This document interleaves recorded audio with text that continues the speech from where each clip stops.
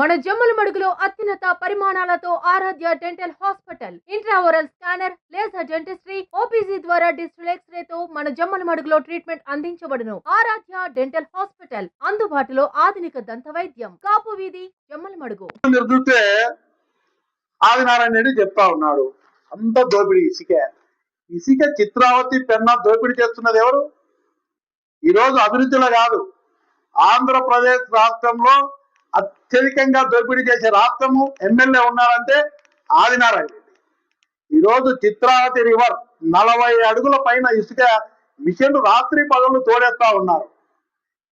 అంటే పర్యావరణానికి కానీ రైతులకు కానీ ఇబ్బంది కలుగుతూ ఉంటే, డ్రింకింగ్ వాటర్ కూడా ఇబ్బంది కలుగుతూ ఉంటే పట్టించుకునే నాదులు లేదు. ఈరోజు 40-45 అడుగులు ఇసుక లోతుకు మిషన్లు పెట్టి తోడేసి రాత్రి పవన్లు 100 టిప్పర్లు పోతా ఉన్నాయి. జనాలు చెప్తా ఉన్నారు చిత్రావతి 3 కోట్లకు అమ్మేశారు నెలకని చెప్పి. మీ ఇష్టం వచ్చినట్టు తోలుకోమని సవాలు పెట్టి అమ్మేశారు. ఫ్లైయాస్ దోపిడీ, ఎవడు తోలినా తన్ని కింద కట్టాలా? ఏ గ్రావెల్ తోలినా, మట్టి తోలినా, అన్నిట్లలో దోపిడీలో ఫస్ట్ ఏదన్నా ఉందంటే తమ్మలవాడ నియోజకవర్గం.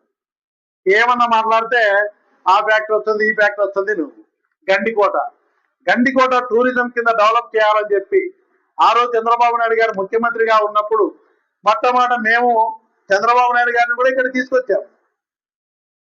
ఇది గండికోటను చూపించాం. ఆ రోజు నుంచే సెంట్రల్ గవర్నమెంట్ కు ప్రపోజల్ పెట్టడం జరిగింది ఎప్పుడో. తర్వాత జగన్మోహన్ రెడ్డి గారు వచ్చిన తర్వాత గండికోటను డెవలప్ చేయాలని చెప్పి జగన్మోహన్ రెడ్డి గారు ముఖ్యమంత్రిగా కేంద్ర ప్రభుత్వానికి ఎన్నో ప్రతిపాదనలు పంపించారు. దాని ఫలితంగానే ఈ రోజు ఫండ్స్ వస్తున్నాయి. జగన్మోహన్ రెడ్డి గారు టూరిజం డెవలప్మెంట్ చేయాలని చెప్పి సెంట్రల్ గవర్నమెంట్ దృష్టికి తీసుకుపోయి రాష్ట్రంలో ఈరోజు ప్రాజెక్టులు వస్తున్నాయంటే ఈ రోజు వస్తున్నది కాదు.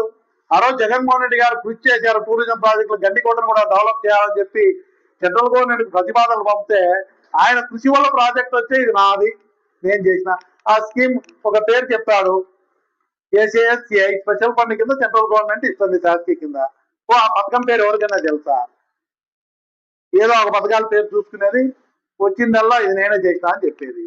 ఆ రోజు జగన్మోహన్ రెడ్డి గారు గట్టిగా కృషి చేశారు కాబట్టి ఈ రోజు టూరిజం డెవలప్మెంట్ కింద ఫండ్స్ వస్తా ఉన్నాయి.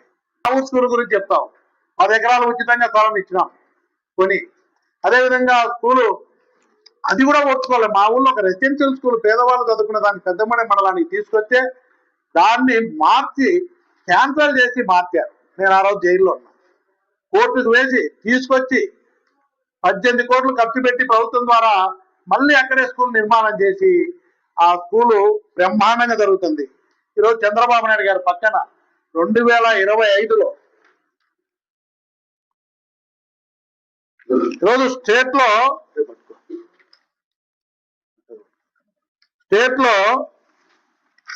మా ఊళ్ళో రెసిడెన్షియల్ స్కూల్ స్టేట్ లో స్వచ్ఛాంధ్ర అవార్డు, రాష్ట్ర అవార్డు వచ్చింది. చంద్రబాబు నాయుడు గారు మొన్న ముఖ్యమంత్రి అయిన తర్వాత స్వచ్ఛ అవార్డు అంటే ఆ స్కూల్ మెయింటెనెన్స్ లో కానీ బ్రహ్మాండంగా స్కూల్ రన్ చేస్తున్నారని చెప్పి స్వచ్ఛ అవార్డు రాష్ట్రంలో 2 ఇస్తే గుండ్లగూడ స్కూల్కి వచ్చింది రాష్ట్ర అవార్డు. క్లబ్బులు నడుపుతాడు. సిగ్గుండాల, ఒక ఎడ్యుకేషన్ ఇన్స్టిట్యూషన్ ఉంది, జూనియర్ కాలేజీ, దాంట్లో క్లబ్ నడుపుతారు. అదే పార్టీకి సంబంధించిన బీజేపీ ఎంపీ లెటర్ ఇచ్చినాడు క్లబ్బులు నడుపుతున్నారని. ఏమైనా తగ్గినావా? నీకేం లేదు. సమాజం ఎటుపోయినా పర్వాలే, పిల్లల భవిష్యత్తు ఎటుపోయినా పర్వాలే, నీకు దోపిడీ కావాలి. ఈరోజు అదాని పంపుడు స్టోరేజీ పోయి దాడి చేసింది ఎవరు? ఆదినారాయణ రెడ్డి కదా దాడి చేయించింది. అల్ట్రాటెక్ ఆపింది ఆదినారాయణ రెడ్డి కదా. ఎన్ని దోపిడీకి అవసరం కాదా? చాలా మాటలు చెప్పావు.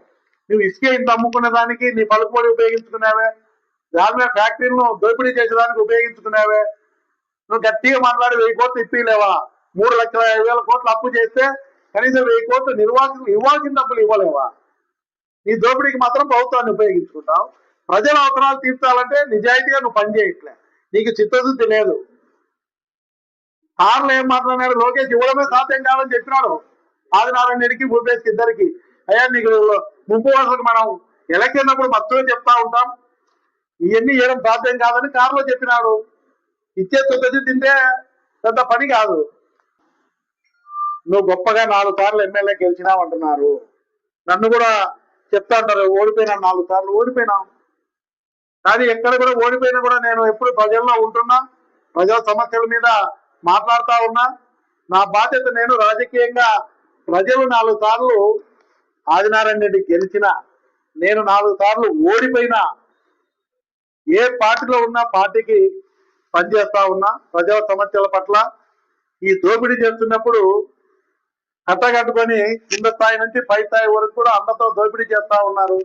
ప్రజల ఆస్తులు కాపాడడానికి, ప్రజలకు ఇబ్బంది కలగకుండా నా ప్రయత్నం నేను చేస్తానే ఉన్నా. ఎక్కడ నేను ఓడిపోయినానని పక్కకు తప్పుకోలే. ఎన్ని ఆర్థిక ఇబ్బందులు వచ్చినా, ఎన్ని సమస్యలు వచ్చినా